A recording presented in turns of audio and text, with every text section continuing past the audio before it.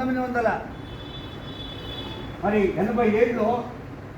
ఎన్నికలు జరిగినప్పుడు ఎంపీపీ ఎన్నికలు మొదటిసారి జరిగినప్పుడు నేను కట్టంగూరు మండలం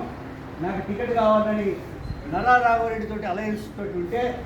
అడిగితే మొత్తం జిల్లా మొత్తం తెలుగుదేశం పార్టీ అందరూ కలిసి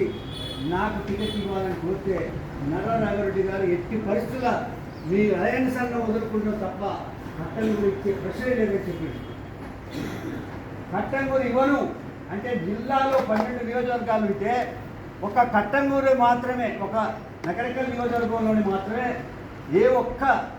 టీడీపీ అభ్యర్థికి ఎంపీపీ సిపిఎం వాళ్ళకి ఇచ్చిన 5గురిని గెలిపించడం జరిగింది. తదుపరి నేను ఓర్చుకున్నందుకు నాకు వెంటనే జరిగినటువంటి ఎన్నికల్లో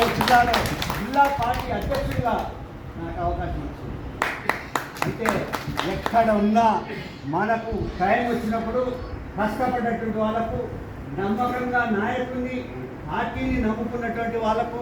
ఖచ్చితమైనటువంటి గుర్తింపు, గౌరవం, మరి లాభం జరుగుతున్నటువంటి విషయాన్ని నేను ఈ సందర్భంగా నేనే ఉదాహరణ అనేటువంటి విషయాన్ని నేను ఈ సందర్భంగా నేను మనవి చేస్తా ఉన్నాను. తెలుగుదేశం పార్టీ జెండా బట్టి మరి ఆనాటి నుంచి ఇప్పటి వరకు కూడా రాజకీయాలను కాసి వడబోసి ఎవరి యొక్క